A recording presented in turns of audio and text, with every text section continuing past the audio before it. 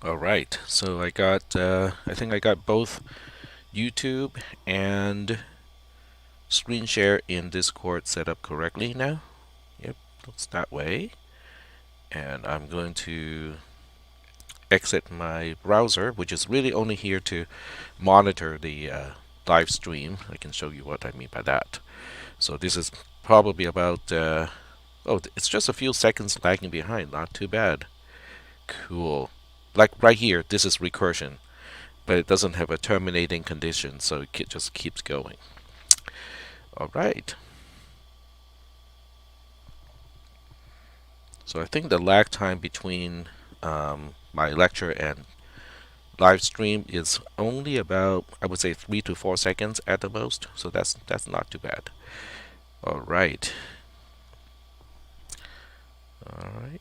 So let me just type this here, and we got about a little more than 3 minutes. And I'm going to talk about the solution of the ungraded assignment later, possibly using the lab time, and I'll just release a video for this one because I really want to get to the memory devices because that's what you need in order to do your, well, a part of your homework assignment. And I'll point out some other additional resources too, where you're gonna have to use it, eventually. So I'll point that out today. Um, and since I do have like another 3 minutes or so, I'm going to kind of put some instruction here of what to do in each step. So the first step is to use common node to quote unquote spread signal. Number two is to evaluate devices, update outputs based on inputs, note changes. And that's about it, for each step. These are the two things we need to do. The first one is to basically say, okay, everything that is connected to a node would get the same signal. And then the second one is, if we update a particular input on a particular device, then we have to evaluate the output. So I'm going to insert here and say changed input. So any device that has no changed input, we don't have to worry about those, and there's no need to re-evaluate those particular devices. So I'm going to talk about the solution to this particular ungraded assignment, but probably not during lecture time because I think we need the entire lecture time to talk about RAM and ROM, and also a little bit of how to make use of the tool chain, so that by the time you do the lab, it's not going to be it will be a little bit easier if I talk about that. All right, so we still got about a minute to go, and Lisa is typing something, so we'll wait a little bit. Okay, there we go. The lab that was opened on Tuesday that's due today is not ungraded. The ungraded assignment is referring to the propagation of changes based on what you're seeing on my screen right now. These are being applied to the edge sensitive and gated D flip-flop.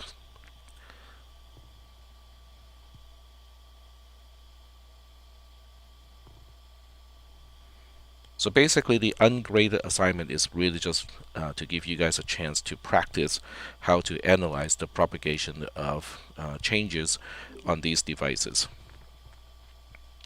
especially devices that have feedback mechanism. That is correct. So the one that is graded is not due until after lecture today at 1:20 p.m. The ungraded one, on the other hand, is ungraded. So that one, we'll talk about it when we have time to talk about it. But it's really important to talk about it nonetheless. All right. So looking at the time, we are, supposed to start now. So I'm gonna get started. So when you look at the items that we have now, and I think last time I already instructed or hinted to the class what would be next. So once we have talked about D flip-flops, we're going to skip clocked circuits for now. Okay, doesn't mean that we're going to skip it for for too long, but we'll skip it for now. And instead, what we'll do today is to first take a look at the ROM device in Logisim, and then we'll take a look at the RAM device in Logisim. The ROM device is pretty easy. It's kind of like an array where every location, every element is a constant.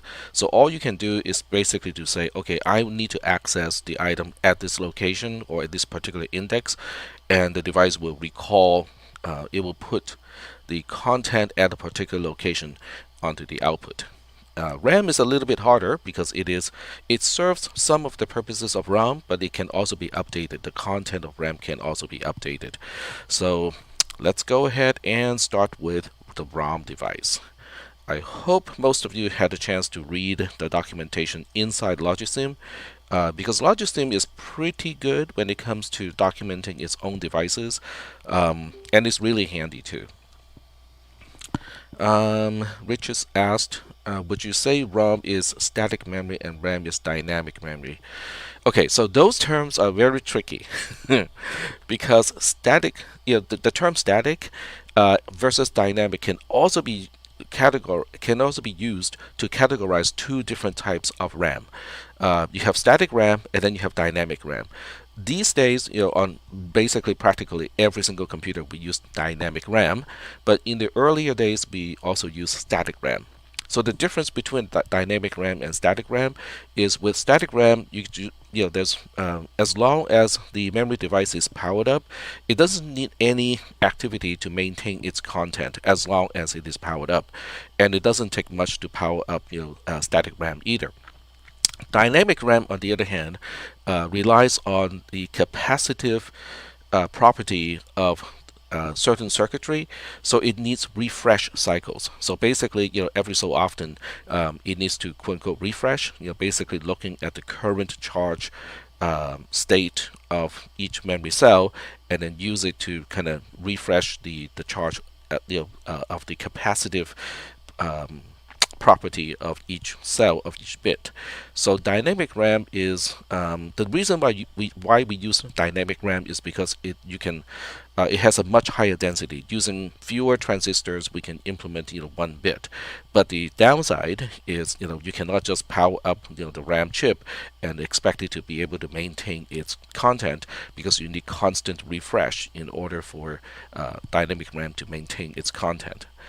So from that perspective, I would say ROM is more like const. Okay, if you want to relate to C concepts, ROM is more like const, and then RAM is not const. Okay, basically it can change, but ROM content cannot change. So yeah, we'll get to that portion. So the first thing I'm going to do, usually when I explain these two devices, I'm just going to make a tiny little circuitry for test purposes. But this is also an opportunity for me to explain some of the terms that you will see in the lab today. So I'm pulling a ROM component here. And in the ROM component, there are several attributes. The first one is the address bit width. So the address bit width is actually going to determine how many locations we have in the ROM device. So when you have 8 bits, then you have 2 to the power of 8, which is 256 locations. So let's modify this a little bit so that, okay, so I'm hearing some chattering, probably from a unmuted mic, and somebody has some background sound that is leaking through to Discord. So if that is you, you might want to mute your mic. Thank you.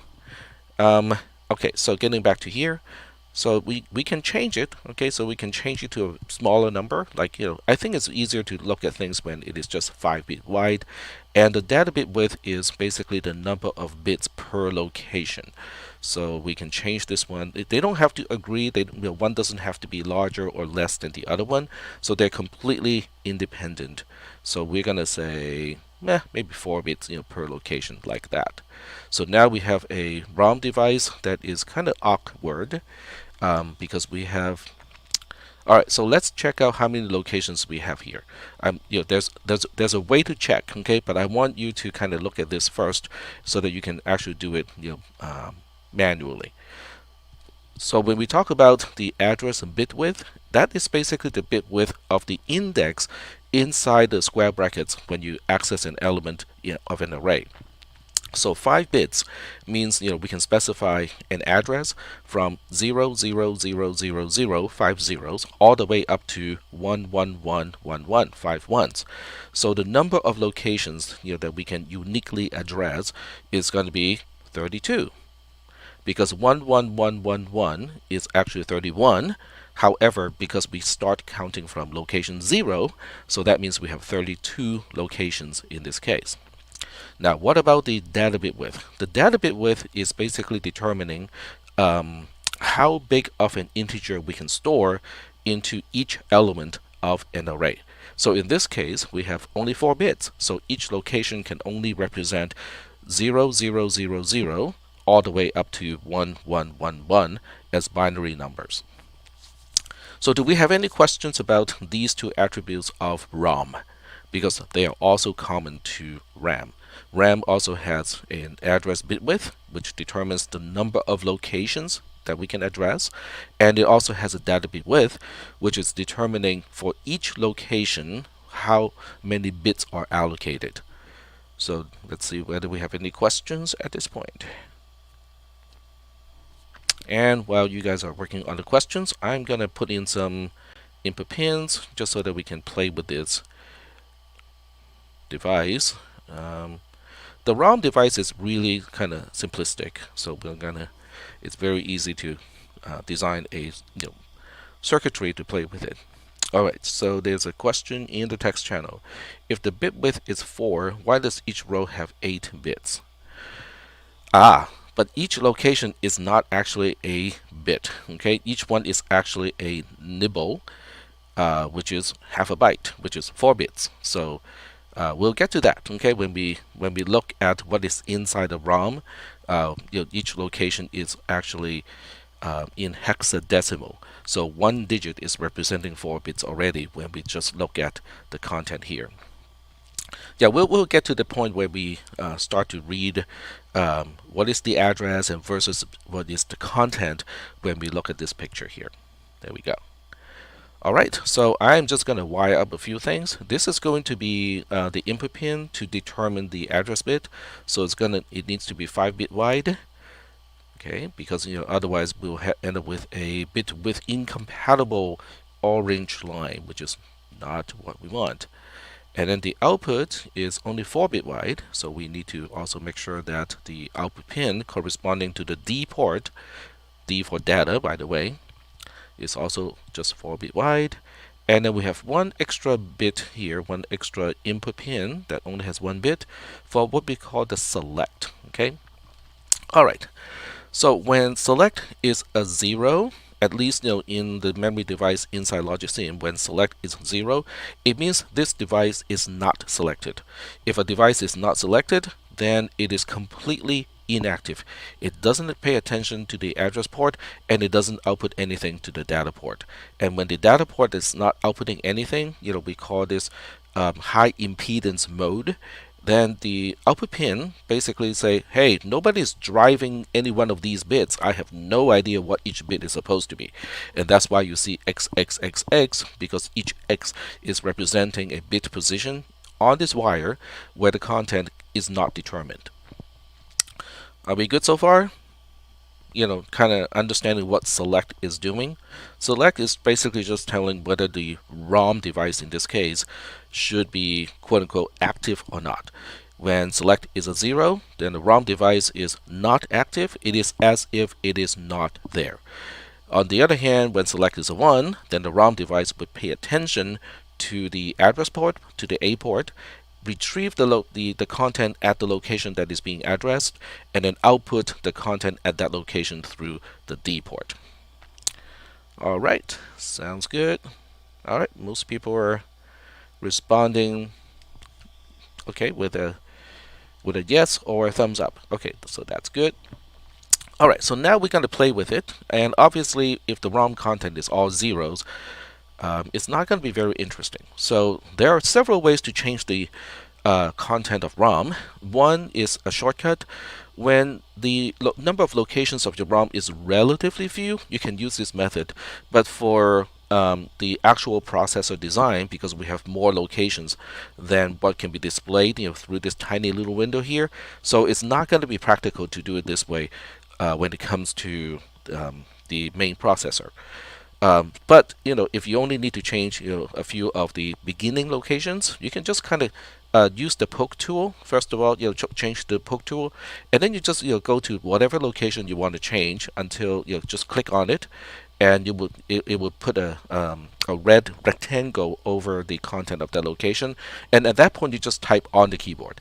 For instance, if I want to change this location to a content of hexadecimal E, which is 1110 in binary, I just type E on the keyboard, and that's it. And I can now go to a different location, say this one over here, and I can change it to say 5, and then I go to this location, change it to D. Oops. Now, if you mistype something like what I just did, you just type over it. Okay, without clicking on the location again, you just type over with D this time. Alright, so this is the shortcut. Okay, this is how you can change the content of ROM inside Logisim, very quickly. But if you right click on ROM, then you can go to edit content. And I mean, most of the other ones are fairly obvious what they do. Load image actually is interesting. It allows you to import the content of ROM from a text file, and then save image is the opposite of that. Now with the ROM device in the processor, you really should not need to load image or save image. But when it comes to the RAM, it does make sense that you need to change the content, because that's how we load a program into the RAM of the processor. But what is more interesting to us right now is edit content, because it opens up an editor like this. Now this one looks really tiny, really small like this, only because we have a ROM device that has very few locations, because it only has 32 locations, so that's why it looks pretty small.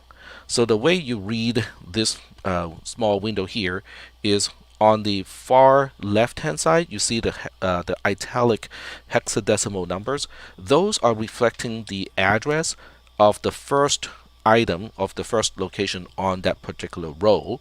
So this 00 over here, this 00 is indicating that the byte that is currently selected is at location 00. The next one is location 01, location 02, 03, 04, 05, 06, 07, 08. Oops, I think I just messed up my counting. So let me start from the beginning again. 0, 1, 2, 3, 4, 5, 6, 7. Oh, this is 6, this is 7, this is 8, 9. This is A, because we're counting in hexadecimal.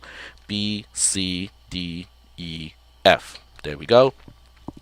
So the last location of this specific row is 0F. Okay, this 0 that is in the rectangle is the content at location 0F. So now we can move on to the next row. Okay, this is going to be 1F, 1E, 1D, and all the way back all the way back to this is 10. So do we have any questions about how to which part of this window is reflecting the address of the first byte, which is far left on the row, and what is reflecting the content at the of locations? Do we have any questions about that?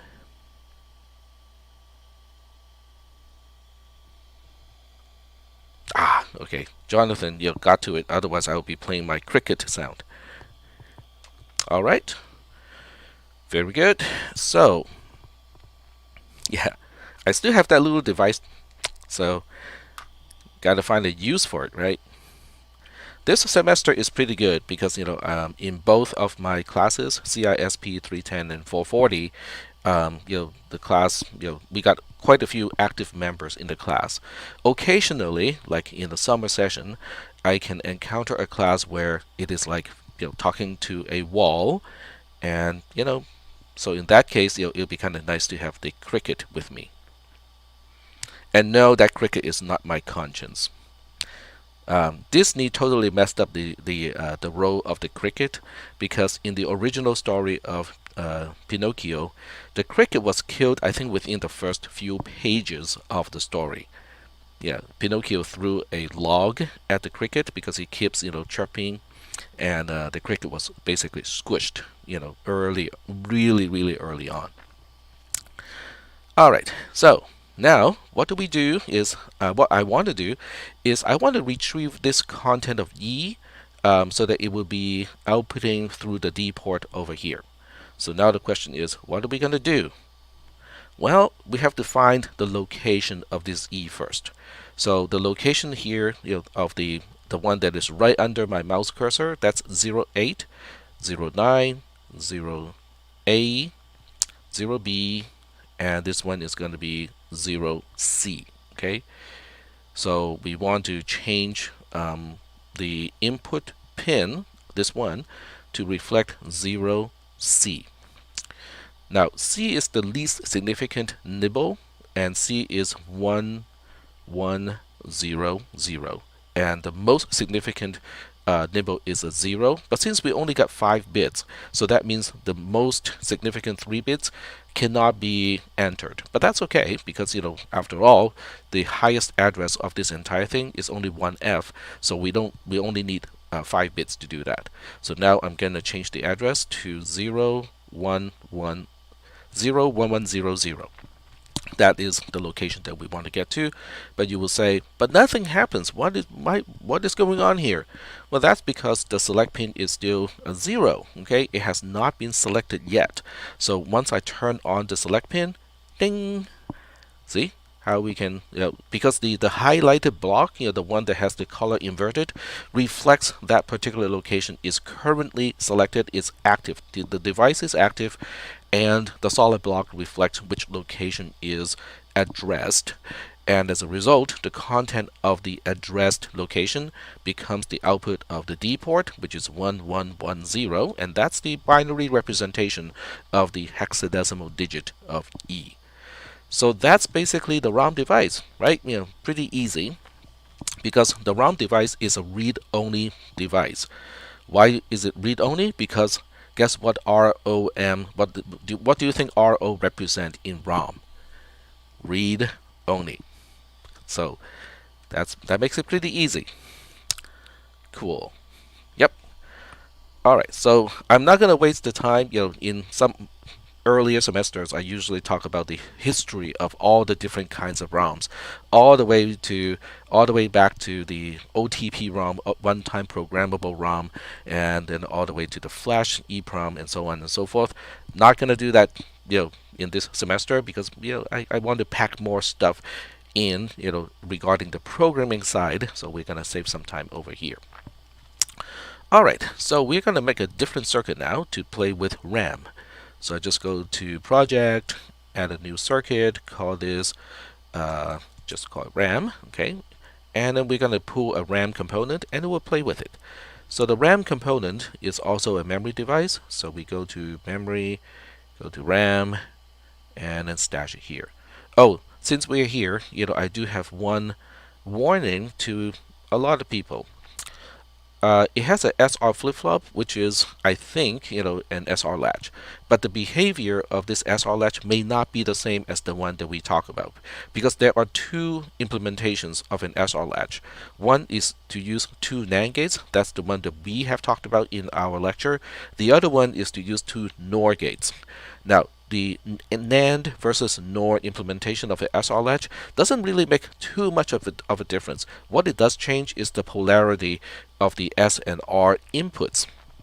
So in this class, because when I talk about SR latch, we're using two NAND gates, so that is implied when you see a question that has an SR latch in exam 2, it would be the one that I personally talk about in the module and not the one that you can pull from LogicSim, because a lot of people try to do the shortcut thing and just kind of slap a component into LogicSim to test the circuit. It's not gonna work. All right. So we're gonna do a bunch of input pins now. One for the A port, and this time we're gonna keep 8-bit and 8-bit for the RAM component. So it has 8 address bits and it also has 8 data bits. It is just coincidental, okay? They don't have to be the same. It just so happens that the default is like that, and I'm keeping the default like that. So the address port is always connected to an input pin because somebody has to specify where, what is the location that we want to address in the RAM. And then it also has a select pin. So select pin is going to have its own input pin, so that we can just kind of see what happens when it is not selected. So you can see how when it is not selected, which is now, the input does not address a specific location. This one, which looks like a little triangle, is the clock pin. So the clock pin, I'm just going to use a regular input pin for the clock pin, at least for now. So we're just going to stick this one here. And RAM is also edge sensitive. If you want to update the content of RAM, it is edge sensitive. I believe it is configurable, but the way we are going to use it here is it's going to be rising edge sensitive. So you can only update the content of the addressed location at a rising edge, not a falling edge. All right, the next one is load, LD. So load is an interesting one. This is unique to a RAM device as well, because it controls the operation. What are we doing with RAM this time? Okay, because when you select RAM is going like, okay, I'm awake. What do you want me to do? There are two things we can do with RAM. One is to ask the RAM component to recall the content of a particular location and output it at the D port, which is what we can do with ROM 2. But the second one is to ask the RAM component and say, hey, I want to change the content at the addressed location. In that case, the D port becomes an input pin because somebody else has to specify the new content that is supposed to be used to update the addressed location in RAM. So we'll talk about how to get it done in just a moment. The next pin is also unique to a RAM component because a ROM component has its content initialized before we even power up the device, and it's not supposed to change. I mean, that's the whole idea of read-only, right? RAM, on the other hand, is not read-only, which means when we power up the computer, we may have some random content in RAM, and this CLR is basically the same thing as reset. It is used to reset the content of RAM and turn them all back to 00 in this case. And for now, we're going to use an output pin to connect to the D port. But I said for now because later on we'll find out that, hey, what if we want to write to RAM? Then an output pin is not going to get the job done. All right. So now we have all the pins, all the ports of a RAM component connected to input pins and one single output pin. And just like ROM, you can actually load content into RAM. Okay, so if you right click on the RAM component, load image is the one that you want to use if you already know what content you want to use to reprogram the RAM component. And you're going to need to do this when you are using in today's lab, you're going to have to use this feature in order to utilize the output of the assembler and use it to update the RAM component. So that's what you need to do. Okay, so getting back to here, we can once again, you can also use the kind of lazy method and just make sure that you're in the poking tool mode. Go to a particular location, click on it, and type over the content.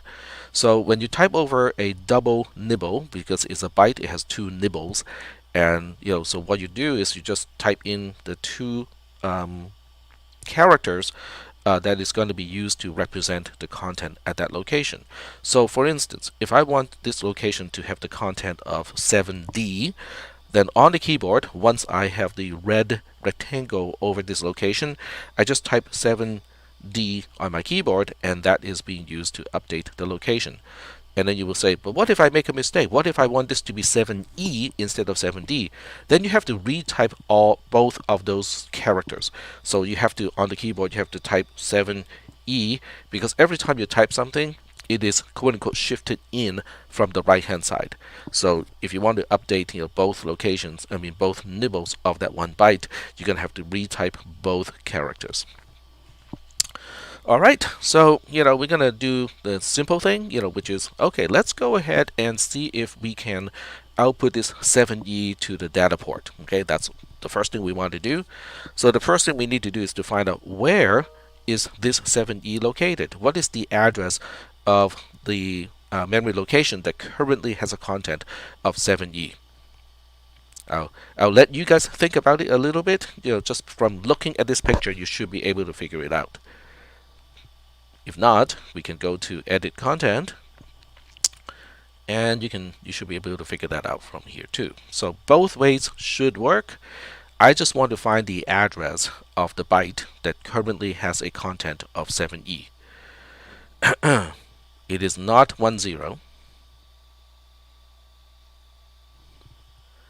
Alright, so got two ways to do it. Okay, this 08 here is reflecting the address of this 00 here. So this is going to be 09, and this is going to be not 10 because we're counting in hexadecimal. So it's going to be 0A. Okay, same thing over here. This is location 00, 01, 02, 03, 04, 05, 06, 07, 08, 09, 0A. Okay, because 10 is actually in hexadecimal. This is the location that has the address of 10. So that means you guys will need to start to think in hexadecimal now. Okay, and you might be thinking, oh no, one more thing that is unique to text class, I have to start to think in hexadecimal. Well, if you will never program again or work with computers ever again, I would agree with that assessment. But then why would you be in this class if you're not planning to write any program or work with computers from after you pass this class, right? There's no point. So hexadecimal is super important when it comes to computer science. Even if you don't go to computer science, even if you become someone who's just maintaining computers, okay, you're working with Geek Squad, okay, to help people troubleshoot things, you'll still have to understand hexadecimal numbers, because that is a very common way to represent a binary pattern, okay, because decimal is just awful for that purpose. Yep, exactly. Even the web development classes, you use hexadecimal numbers to do a whole bunch of things. Okay, you can use it to escape characters when you specify the parameter of a GET request. You can also use it to specify colors, right? So plenty of application. It is hexadecimal. It's hexadecimal.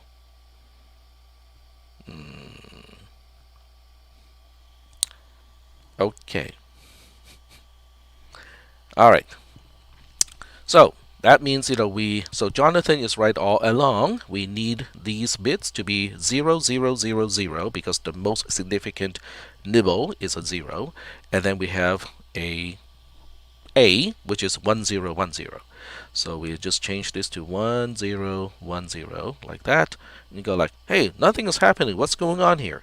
Well, it's not selected yet, okay? But before you turn on the select, you probably want to specify whether this is going to be a read operation where where we want the RAM component to output the content of a location, or whether we want to turn this into a write operation where we want to change the content of the address location. We want this to be a read operation.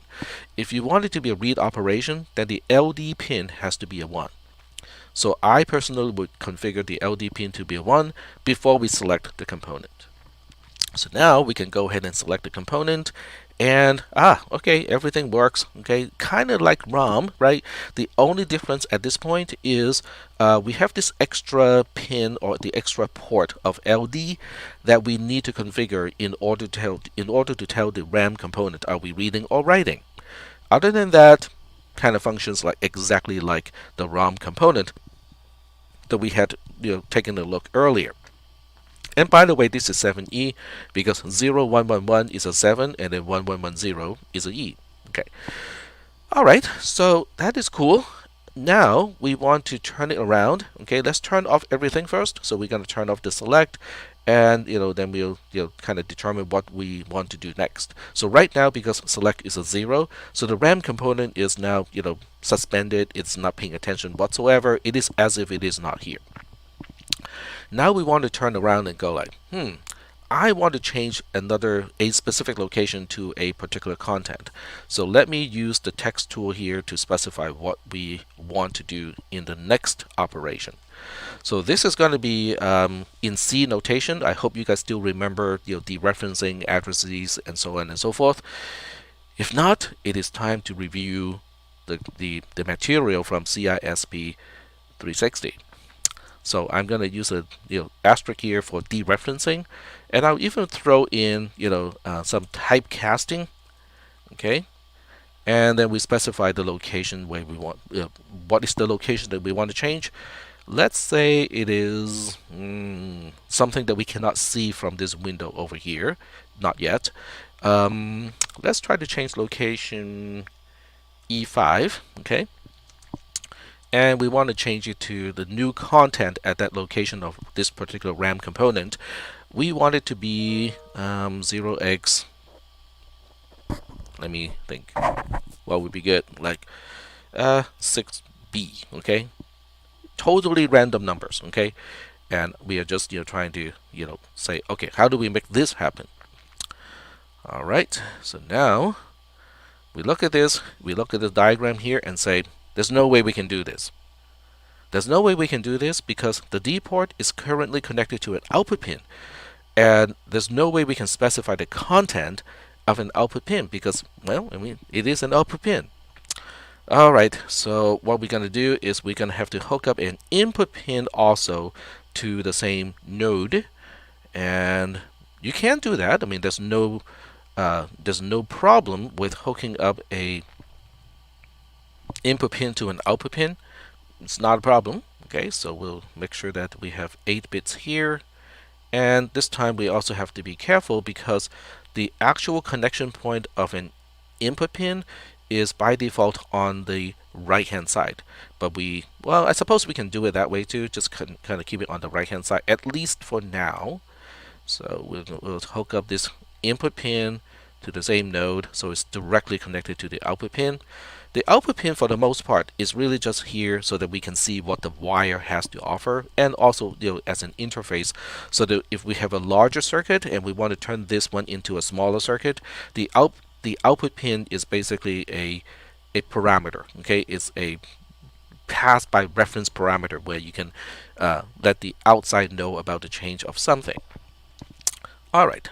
So now we have all the components that we need in order to perform this particular operation. So now the question is, where are we going to specify the E5 and where are we going to specify the 6B? I want you guys to think about it a little bit, and I'm keeping my eyes on the text channels to see if you guys can figure out this one. So where is this E5 going and where is the 6B going?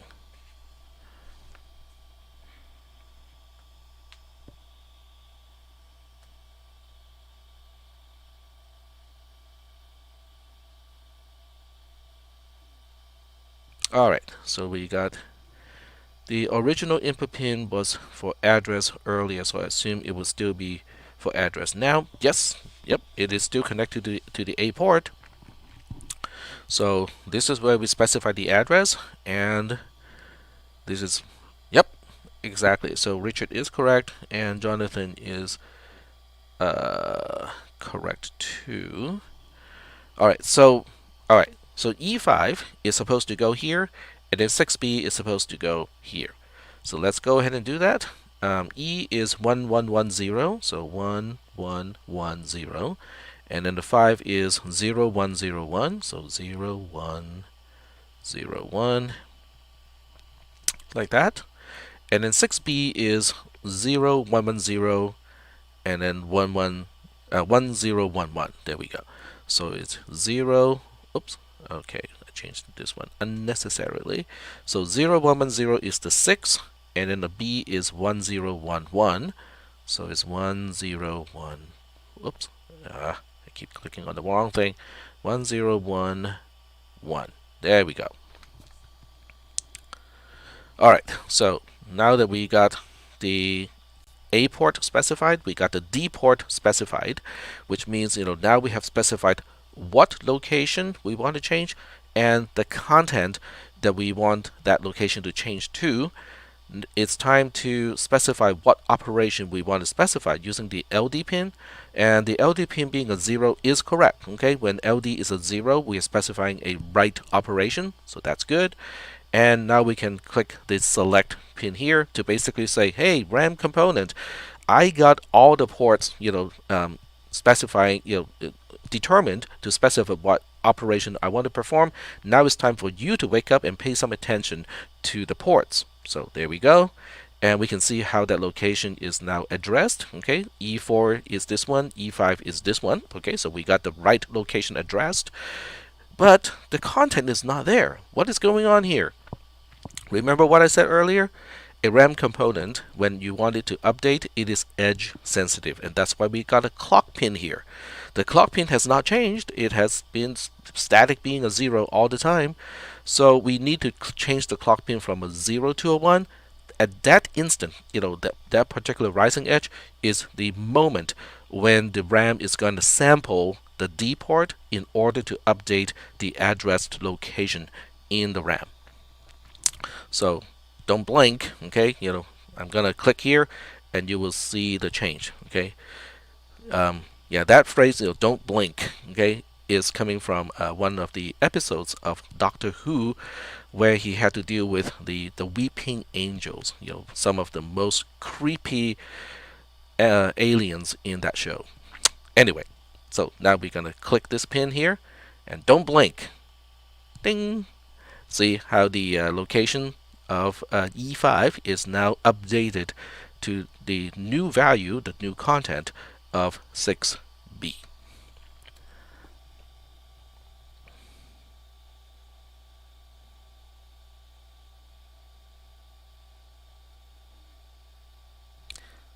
So let me take a look at the text channel.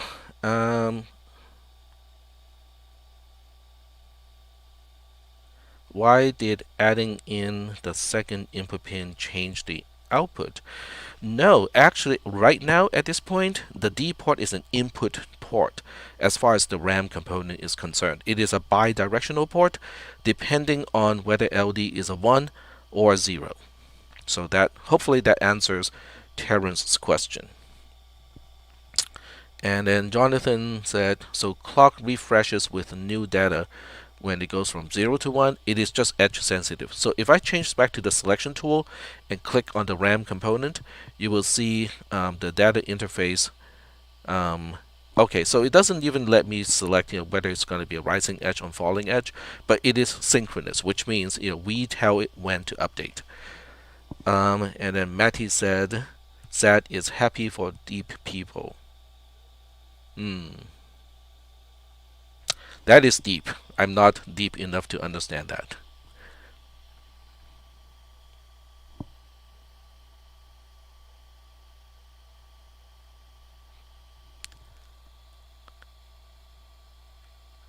Oh, okay. Okay, so we have a We have a true Whovian in this class. Obviously, I'm not because I cannot remember the exact quote. So anyway, are there any questions about this operation here? The right operation that I have just explained.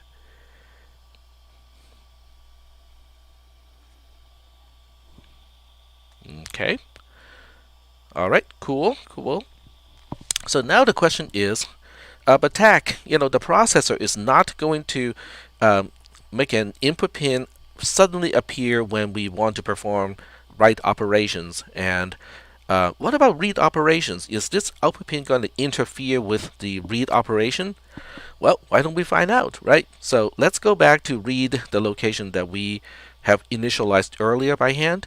And so this is the one thing you can do too with RAM is to go to edit content, and the location that we changed earlier is this 7E. It is at location. This is 0809. This is at location 0A. So we're going to go back to try to read that location again.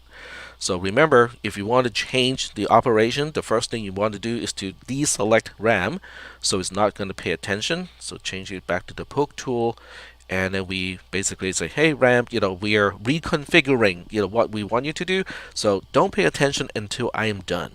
So we want to change the address back to 0A. Okay, so we're gonna flip all these ones back to zeros, and then A is kind of the opposite of 5 because all the ones and all the zeros are flipped. So we have 1 0 1 0 instead over here.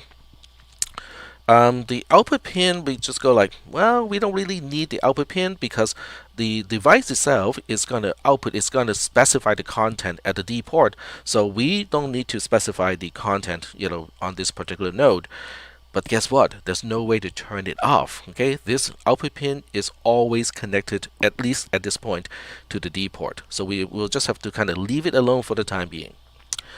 And since we want a read operation, so LD needs to be a 1, and now we are ready to specify the read operation. Oh, yeah, that's unfortunately, that is not the case. So you still kind of have to do your own counting along the way. We don't really have to do that very much. It's just that when I'm demonstrating how to make RAM work, then we kind of have to do that. For the most part, we don't really need to do something like that. We usually just have to access like the first or the second column of the matrix, so it's not going to be too bad for counting purposes. All right, and the clock pin doesn't do a single thing when we are reading from RAM, so we can turn it back to 0. Okay, there we go. So now we have configured everything that we need to configure in order to read a location in RAM. So now we will tell the RAM component, go like, okay, pay attention to all the ports because now we have a new operation for you to perform. And now we have a red wire. Red wires is never good, okay? Because it reflects error. Okay, so in this case, we got some error bits here. What is going on? Well, and some bits are okay, some are zeros, some are ones, and some are ye's. What is going on here? Well, we have a bus fight. This is literally called a bus fight if you look it up. A bus fight is basically saying that we have two components connected to the same node. One wants that node to be a 1, the other one wants that node to be a the other one wants the node to be a 0. So now we have a problem because the node can only be in one state, okay? And the two components that are basically serving as output to that node are conflicting. One is saying, I want this to be a 0, but I want this to be a 1. What are we going to do? They're going to fight over it. Yep, it's called a bus fight. That is correct. Bus, not a buzz. It's a bus fight. Okay? And the reason why it's called a bus fight is because when you have a bunch of wires serving a common purpose, like this wire over here is called the address bus, because a bus is, for whatever reason, they chose that term to represent multiple wires, multiple conductors. Basically, each one is only representing one bit of collectively a particular thing. So this is called the address bus, and this is called the data bus. Okay, not really surprisingly. So now we have a bus fight on the data bus. And why? Because 7E. Okay, let's take a look at the binary representation of 7E. And I'm going to use the text tool here just so that everything stays on the screen. So 7E is 0, 1, 1, 1, and 1, 1, 1, 0. Alright, so now we're going to compare this, what the data port wants to output versus what the input pin is trying to output. I know that sounds kind of contradictory, but the input pin is actually the port of an input pin is an output because you are trying to specify what goes onto this wire. So you can see where the bits agree, they're okay. So the most significant bit of 0 and 0 is going to be a 0 because both output devices are saying, I want that wire or I want that node to be a 0. Not a problem. They are in agreement. The one right next to it, bit 6, is also going to be okay. Bit 5 is going to be okay. But bit 4 is a problem because this bit 4 here is a 0, this bit 4 here is a 1. So that's why we see an E here, because the two devices are not agreeing on what that particular bit or what that conductor should be. Should it be a high or should it be a low? That is why you see zeros and ones when we have a bus fight. So we don't want a bus fight, right? Because in this case, this input pin is not even supposed to be connected to this node here. So we need a mechanism to conditionally disconnect a particular wire to go to another node. In other words, instead of having a solid connection here, we want this to be a programmable connection. Sometimes it's here, sometimes it's not here. So now we need to look up a proper device to do this. So the proper device to do this, let me see. I cannot remember whether it's in wiring or gates. I think it is in gates because it is a controlled buffer. There we go. So it's a controlled buffer, and a control buffer looks like this, okay? But it's not a NOT gate because it doesn't have a bubble. It's not a NOT gate. Let me explain the three ends of a control buffer before we plug it into the circuit that we are trying to build here. So for those of you who drive a stick shift, a manual transmission, this is a clutch. For the rest of you, you have no idea what I'm talking about. Because the number of people driving a stick shift is in decline, especially in the United States, where a lot of models of a lot of makes do not have an option for manual transmission anymore.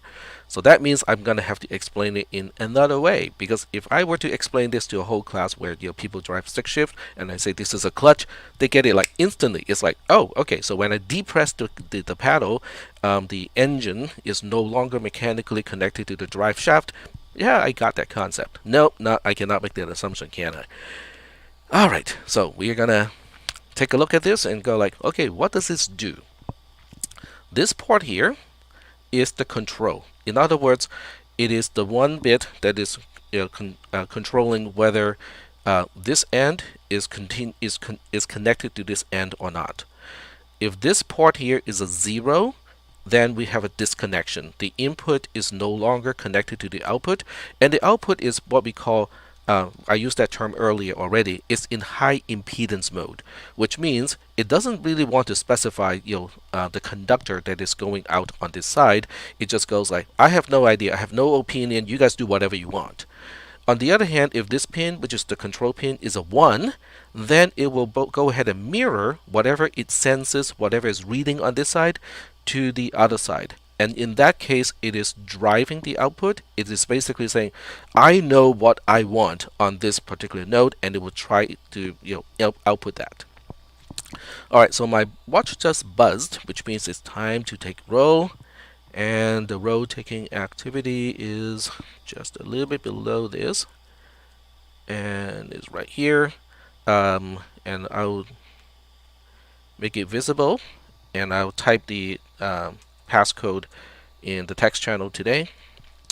It's TTP all uppercase, and in case you have forgotten what TTP represents, it's tax toy processor, but the row taking activity will just take TTP itself. Time to pray.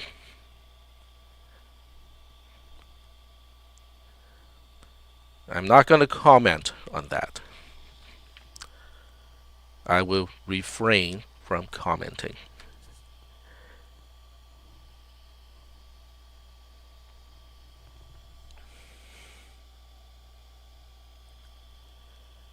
Time to play.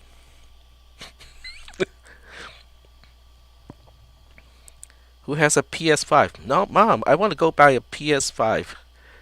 What is it? Is it a gaming machine? No, no, no. It's a practice machine. It's practice station 5. It's for me to practice my whatever I'm studying.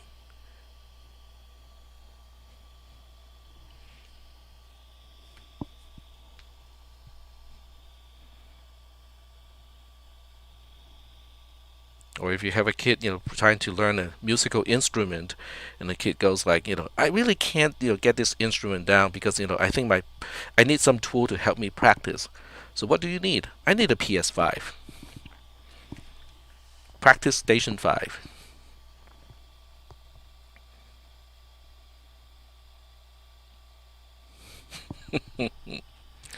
Alright, so I think the row taking part is probably done by now. Okay, it shouldn't take that long to enter TTP, right? I mean, text toy processor. Alright, so getting back to here. So this is basically a way so that we can, when this port here, which is the control port, is a 1, it connects the input to the output. Otherwise, it disconnects. Okay, that's basically all it does. It is just a it's a switched connection. It's a switched buffer, as the name said. All right, so now we need to use this in order to say sometimes we want the input pin here to connect to the data port, and other times we don't. Having the data port constantly connected to the output pin here is not a problem. Okay, it is not a problem because an output pin is really just a way to visualize what is on the wire. It doesn't really try to determine the content on the wire. So we're gonna rotate this a little bit. Okay, so we're gonna rotate it so that it is gonna face south, just so that it looks nicer. But we also want to flip the control line to the other side because otherwise it looks a little bit uglier than I would like it to be. So now we can move this component over here, and then we connect the input side from the input pin, and then connect the output side to the node that we want to connect to. And obviously I forgot to do one thing. Okay, this is one of the things that you guys encountered quite a bit early on in this semester, because when we started to play with multi-bit stuff, okay, including the carry look ahead adder, the 3x3 carry look ahead adder. I think we got into this problem quite a bit, and we know what the solution is. We just need to make sure everything has the same bit width. Okay. No, the clock is not going to be used for that purpose. All right. So now the question is, it is actually on at this point, which is a problem because now we have all E's. That's interesting, because it really should not be seeing all E's. It should still have the same E and the same zeros and ones as before. That is interesting. I didn't. Okay. Anyway, it's probably a problem on Logisim's side. All right. So what determines whether we should be reading or writing?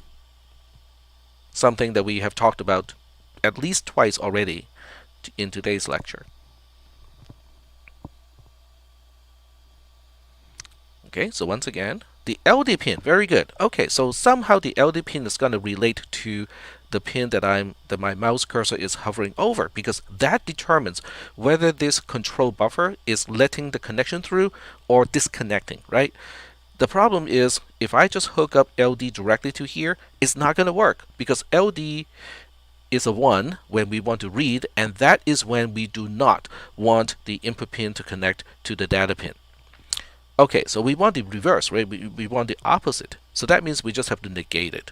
So we have to get a NOT gate first. Okay, negate. Okay, we need to move this down. There we go. So we need to negate the LD pin or whatever values that's going into the LD, and then connect it to. Oops. There we go. Yep. There we go. Let's move it around and make this connection here. There we go. So now everything is good because when we are trying to specify a read operation, LD is a 1, and then the output of the NOT gate is going to be a 0. That 0 in return is going into the control of the controlled buffer, and the control buffer seeing a 0 in the control bit is going to say, I'm disconnecting the input from the output. So the output, as far as the control buffer is concerned, it is not driving its output. It's basically saying, whatever, guys, I don't have an opinion. So now the data port has no one to fight over because the data port is the only thing of this entire node. The data port becomes the only thing that is driving the wire. Is that okay? So let me kind of re-explain the terms because some of these terms may be new to this class. To have a port to drive a wire means it is expressing opinion. Okay, I feel strongly about blah blah blah. Okay, and when something has a high impedance quote unquote output, it means it has no opinion. It's like whatever, I'll go with whatever you guys say. So at this point, this particular control buffer is high impedance. The output is in high impedance mode, so it is not going to fight with the data port. All right, so we have just discussed the two components that are really kind of important in a tax toy processor. But this also is ultimately this is also very going to be related to the von Neumann architecture, because remember, in a von Neumann architecture, memory is not only going to be used to store data, it is also going to be stored. It's going to be used to store instructions. Okay, so it is very important for us to understand how RAM works because that's where the instructions are stored. Alright, so now we're going to take a look at the tools that you'll be using in today's lab. And I changed the links already, so if you use the link all the way from the top here to the share folder, it should work now. I updated that link. Oh, great.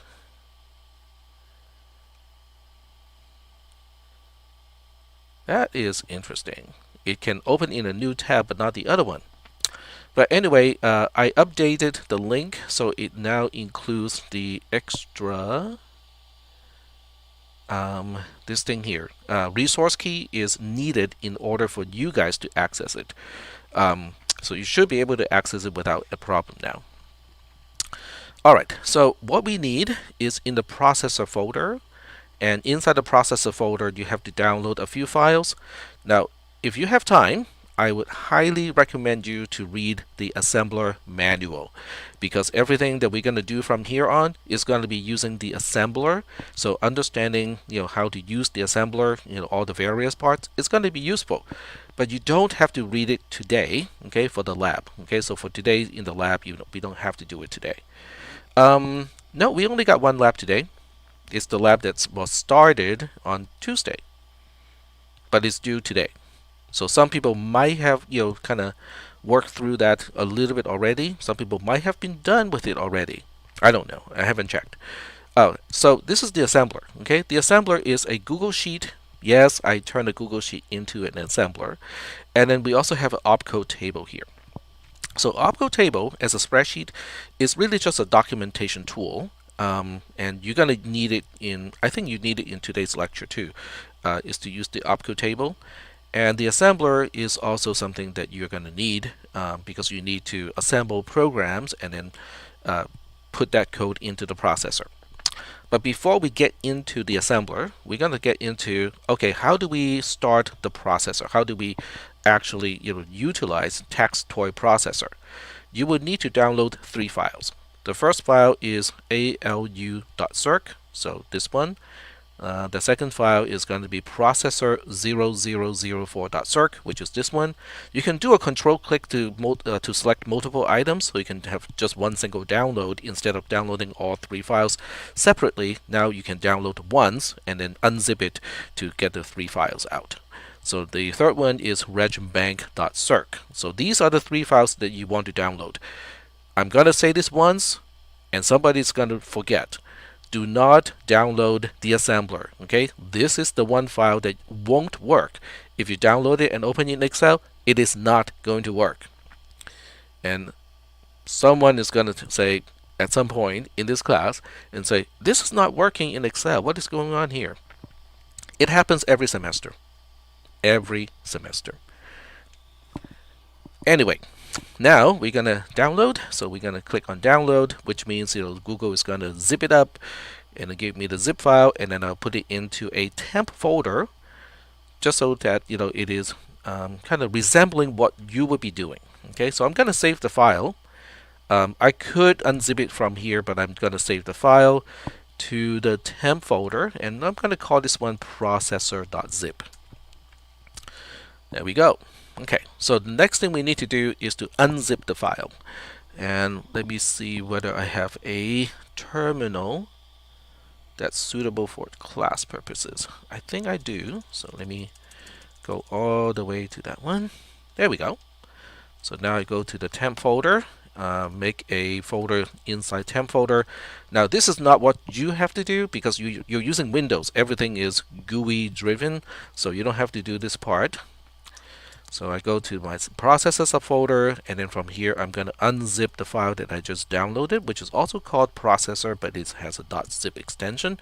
So now we got these three files. Alright, so what do we do next? Yes, do not download the assembler. Very good, Daniel. Alright, so now we use Logisim. Okay, so I wrote a little script to automatically start Logisim. If you don't, you know how to start Logisim, right? Once you're in Logisim, you can load the processor file. I'll show you that way because I think most people are going to use it. It's going to do the assignment in this particular way.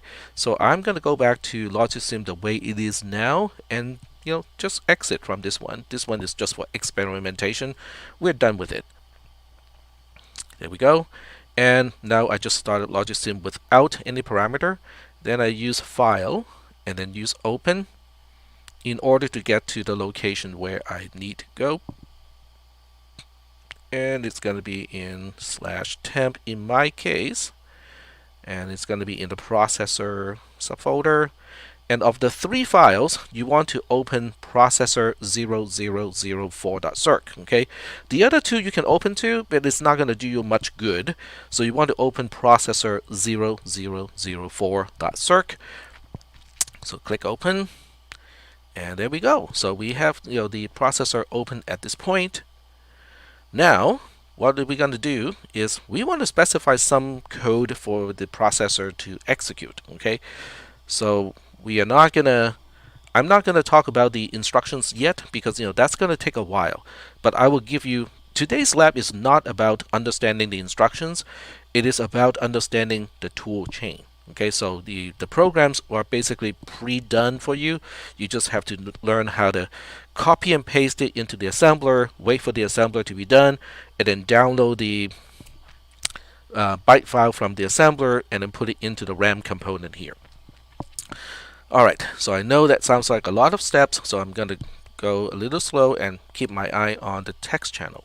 So once again, as Daniel wrote in the text channel, do not download the assembler. Okay, so what you want to do with the assembler is you want to duplicate it. So I think, okay, since I logged in as myself, it's a little bit different. So what you want to do is to make a copy.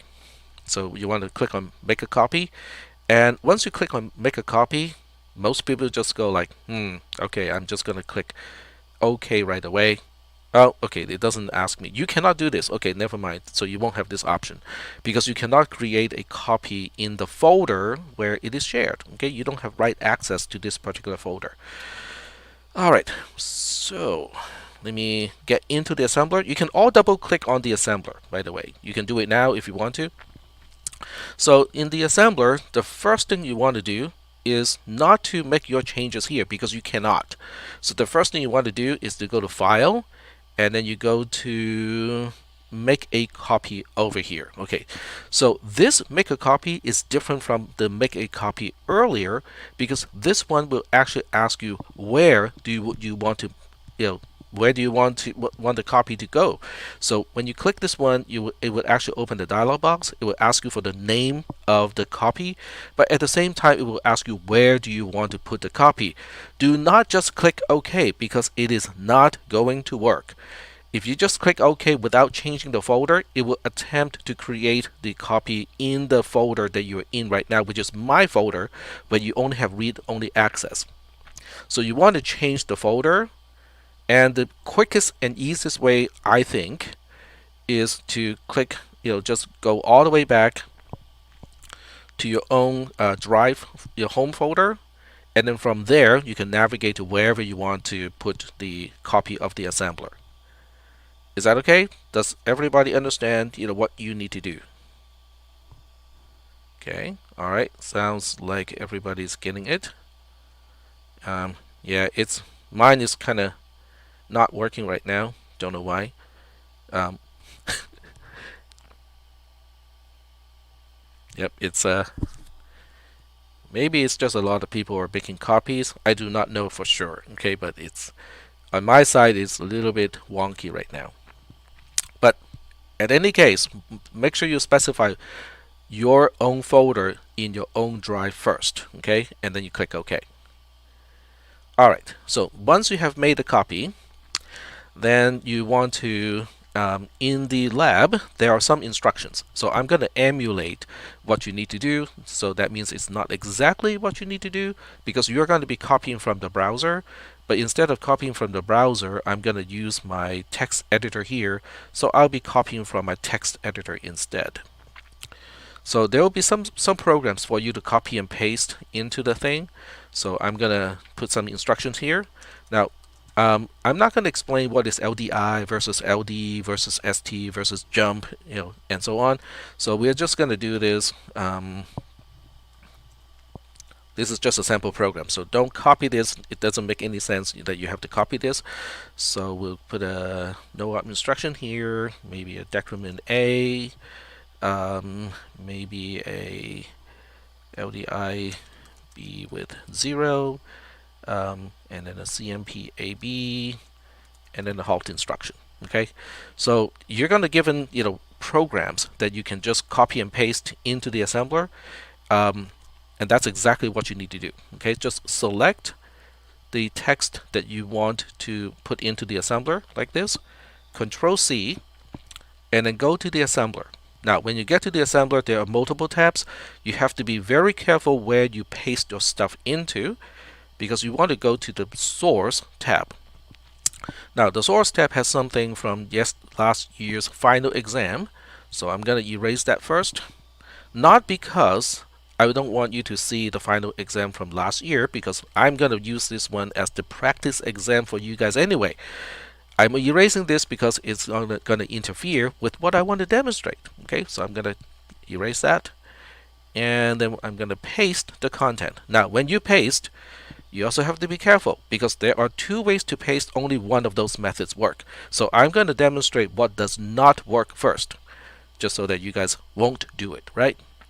Some people live only to show other people what not to do. So this is an instance of that. So if you double click on the cell and you see the blinky cursor and then you paste, that is not going to work, because everything would go into the same cell, and it's not going to work. Okay, the assembler is going to complain about it and go like, this is not good. What is going on here? So don't do that. Now, because this is Google Sheet, you can always undo. Okay, you can just delete whatever you have pasted, or you can also undo, which is Control Z. So Control Z works. Excellent, right? So make sure you do not see the blinky cursor before you paste. Do not paste into column B. Only paste into column A. Control V, and now we got it pasted. It will take a little bit of time. You can see something being changed and updated. Now it's all done. Okay, So make sure that you paste your code only into the source tab in column A. What is next to do?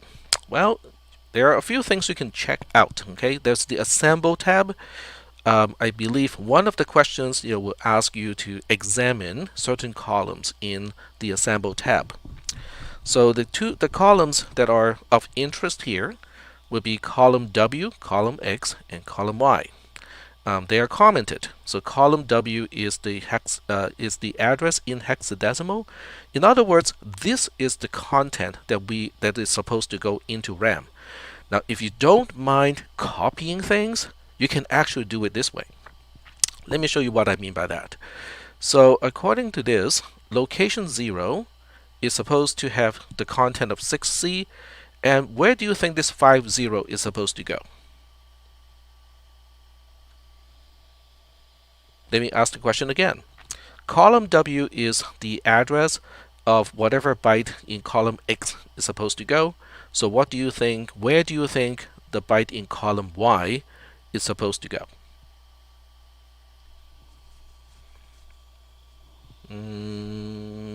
No. Column W is the address. At location 00, we want to have the content of 6C. So where do you think the 50 is supposed to go? The next location, which is 01. Very good. Math is correct. So the 50 is supposed to go to location 01. And then location 02 has the content of 00. Location 03 has the content of E0. Location 4 has the content of 6D. And then where do you think this 00 is supposed to go?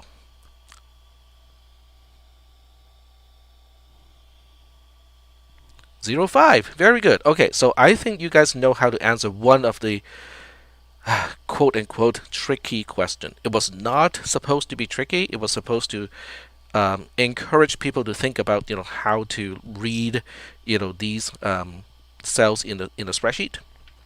All right. So if you want to do it this way, and if you want to go to let me go back to Logisim. So the RAM component is right here in Logisim, and if you want to go to edit content and you say I can do everything manually, you would be correct. Yes, you can. Although, my question is, do you want to? So yes, you can do it this way. You can say, oh, 6C goes here, and then the next location has 50, and then the next location has 00, and then the next location has E0, and then we have 6D, blah, blah, blah, blah. You can do it this way, okay? But this is going to take you quite a bit of time, and it is unnecessary. So you're going to go, well, what do you mean by it's unnecessary? We need to transfer the content of the program after assembling into the RAM. So what else are we going to do? Well, there's a reason why this tab is called RAM file, okay? Because when you go to this RAM file, you go like, what is this? I mean, what is V2.0 raw? It's not intended for you. This is not intended for human readability. This is the content of the file that you can use to load content directly into the RAM component. So how do we get there, right? I mean, this is in a spreadsheet, and there's no way we can just kind of select this and then copy this and then paste into the RAM component in Logisim. Don't do that. It's not going to work, okay? So the way you do this is to export this particular file to a CSV file, comma separated file. So once you are in RAM file as a tab, go to File, go to Export, or Download. Sorry, I said Export, but it's actually Download. Go to Download, and you can choose either one. I would choose comma separated values instead of tab separated values. If you use the other one, it's going to work too, except we are reserving TSV for something else. Okay, so that's why I want people to just use CSV in this case. So you select that. It's going to ask you, what do you want to do with this file when you download? Just download it, okay? Do not open it, okay? Only download this file. So I'm going to download it and put it into my temp folder. I would change the file name too, because I think Logisim has problems with file names that contain spaces inside. So try to rename the file so it doesn't contain spaces. So in this case, I'll just say test. Okay, test.csv is the name of the file that I have saved. Now you switch back to Logisim, and then you right click on the RAM component, and then you go to load image, and it will give you a dialog box to let you specify where is the CSV, or where is the text file that contains the content of RAM. So now I have to navigate all the way back to temp, and the file should be here somewhere. It's test.csv, and I have to go over one more tab. Nope, I thought I put it here somewhere.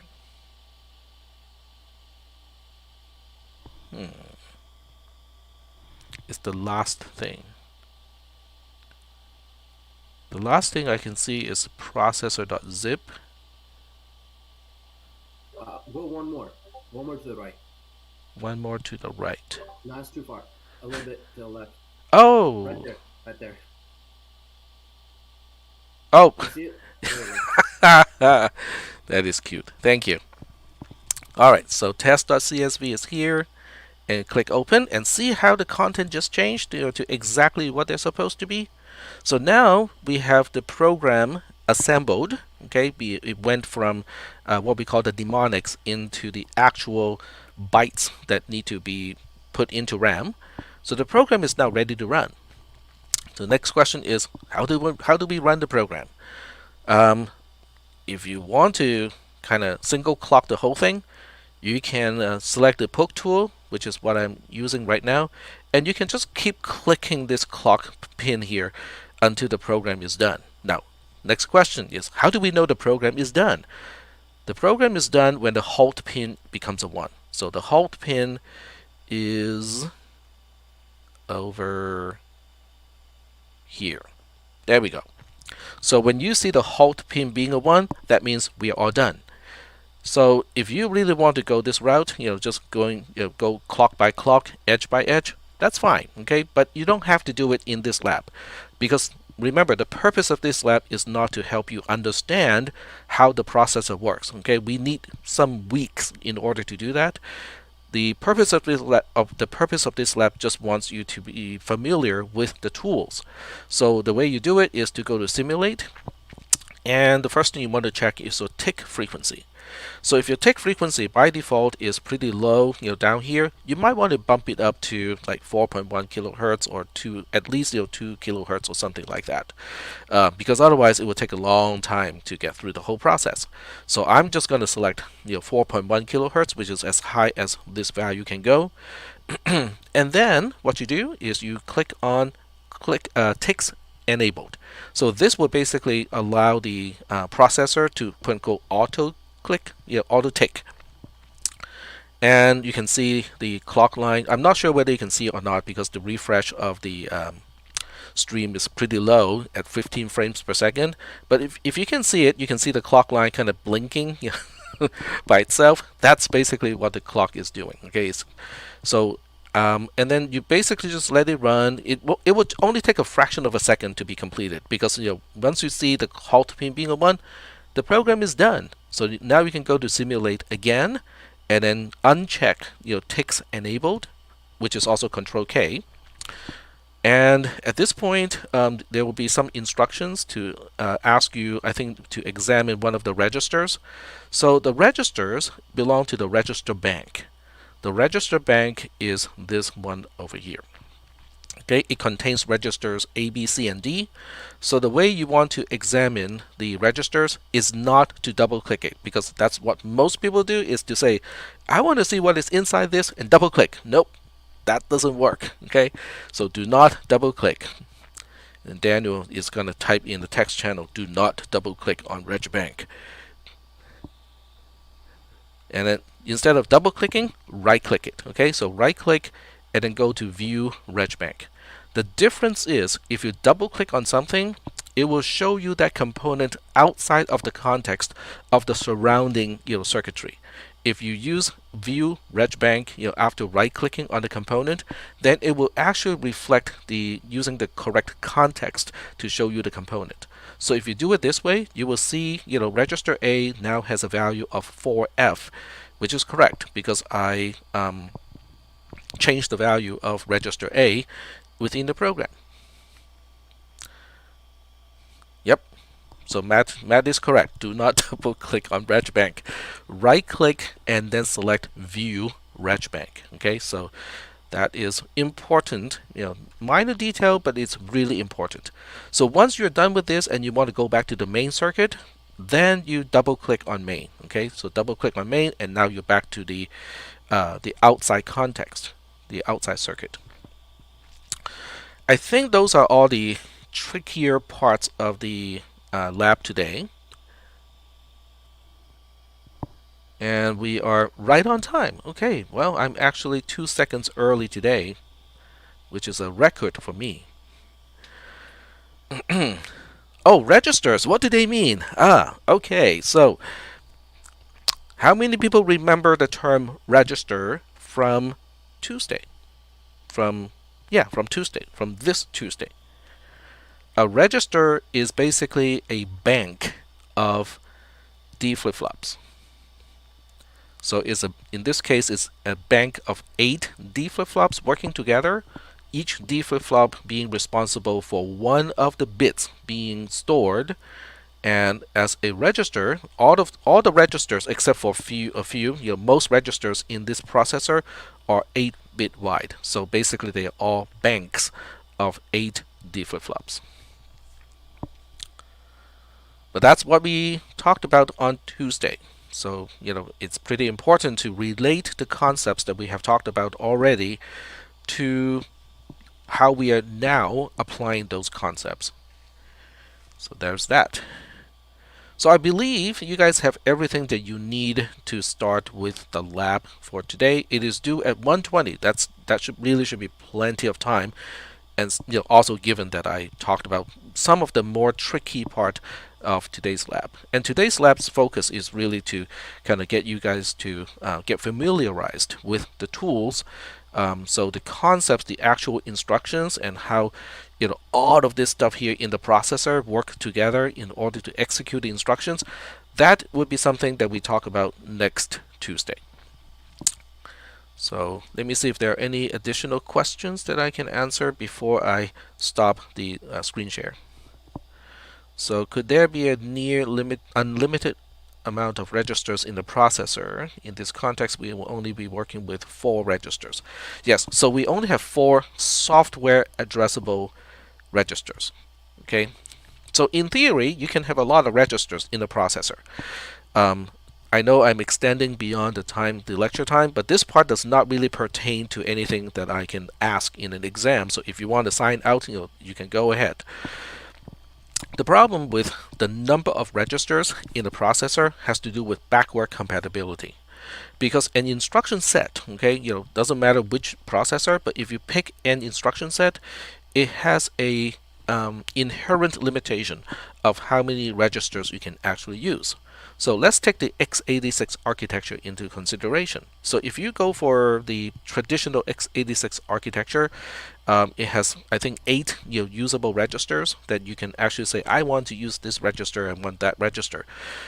So even though now we have 5 nanometer process and we can fit more registers into the same processor die, we cannot, because even if you can put more registers into the processor die, the instruction set itself, okay, which is something that we haven't really talked about, but we'll get to that point later on. The instruction set itself has a limitation of how many registers it can basically address. So you basically end up with a bunch of registers that you cannot address. So now some people will say, but you can change the instruction set, right? You can change the instruction set to make use of the additional registers that is now possible because transistors are getting smaller. That is also true. However, once you do that, you lose backward compatibility with the earlier versions of the same register. And this is part of the reason why the x86 line of processors is really kind of, it has a lot of baggage. Okay, I'll put it that way. It has a lot of baggage because the current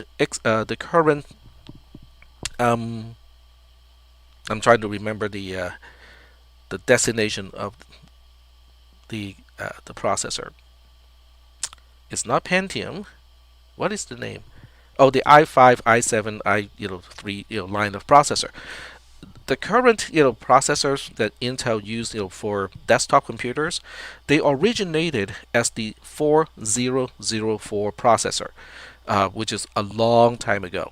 And most notably, okay, the instruction set came from the 8086 processor, which is in the 80s. Okay, um, and in order to maintain binary compatibility, the opcode compatibility, that really severely limits, how many registers the new architecture can make use of. So every time we bump up the number of registers, um, because in 64-bit mode, we have more than 8 registers the software can use, but that also changes the instruction set.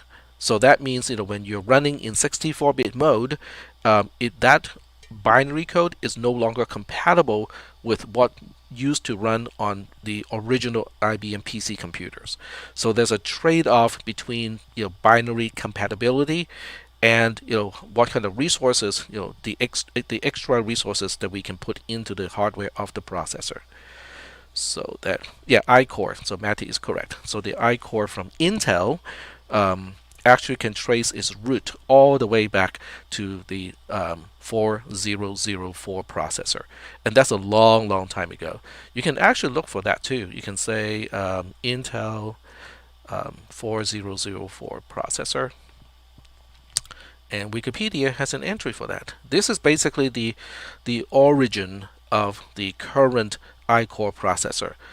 Um, it's kind of interesting. It's basically saying human beings, according to the theory of evolution, came from really, really kind of primitive animals. It's the same thing. This is kind of like the original processor all the way back then. All right, so I'm done with the lecture, even the optional stuff. So unless there are additional questions related to today's lecture or the lab, I'm gonna sign off from the voice channel, but I will still be online to answer questions regarding the lab today.